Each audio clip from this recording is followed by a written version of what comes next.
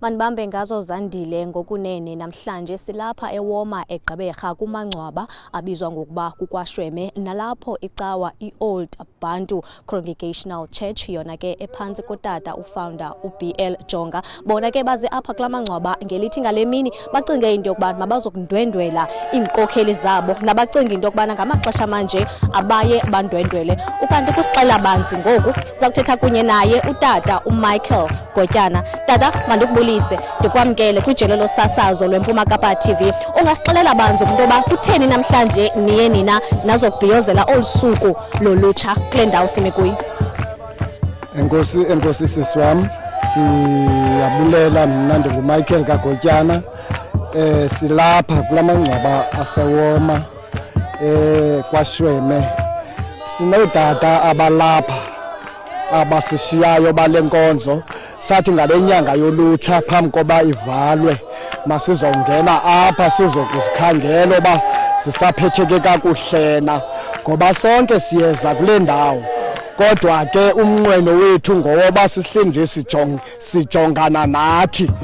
Now ulutsha lalenkonzo ke ngoku lagqiba oba masizohlangana kule ndawo namhlanje phambi koba senze izinto zonke, phambi koba even inkonzo yolutsha babe bayayiqukumbela inkonzo yabo yolutsha. Namhlanje sindwendwele abantu bethu abalapha kulamangcwaba. Silapha ke sizokwenza into enjalo ngoku. Enkosi sisi. Ingaba ke tatam xa usithi nezinye izinto eniza kuzenza nizaqhubeka nisenza ntoni namhlanje? Siza kuqhubeka namhlanje sisilapha emangcwabeni. Xa siphuma apha emangcwabeni kukho abantwana abahlala apha phansi kwebhrorho, bakhona ke apha kwa6. Naw sibaqokelele ke apha evekini. Sabacela ba namhlanje ngale mini siza kubaphekela sibatyise bazifumane bengabantu, ngoba kaloku xa seluhlala ehlathini uzithatha njengoba wena kusalungela ngoba uhlale phakathi kwabantu. Now yindlela uThixo anobatshintsha ngayo.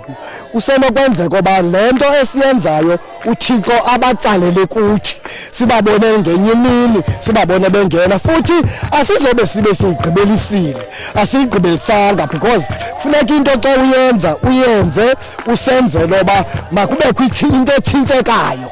Naw siza kuhlala siqhubeka simane sibavisithela. Enkosi sisi. Phambi kobantu kuye ke tata, njengokuba uthetha ngokusondeza abantu abatsha ecaweni, ndiyayiqonda into yokubana badla ngokuba lugcudwana ke babe bancinci abantu abatsha ecaweni. Ingaba mhlambi inkonzo yakho le nilibandla zeziphi ezinye inzame mhlambi eningathi niyazenza ukusondeza abantu abatsha enkonzweni kwabo bangenamakhaya kwakunye nabo banabo amakhaya, kuba abantu abatsha ngabantu abathanda iziyunguma nabangafuniyo ukuya enkonzweni? Ingaba mhlambi nina niya nenze njani leli bandla? Inzame zethu sile nkonzo yase-Old Bantu Congregational esizamela uba abantu abatsha bayazi ukuthi yonke into ecaweni iyakwazi ufumaneka. Sizama ukwenza into zonke kangangoba senza neetim zoba ulutsha ke kubekho itshansi yoba bayazi ukuthi ibhola iyadlalwa ecaweni. Sike senze neento zodansa, sidlale imiculo, silungiselele uba ayazi umntu ecaweni le nto ndiyilanda ngapha iyakwazi ukubakho.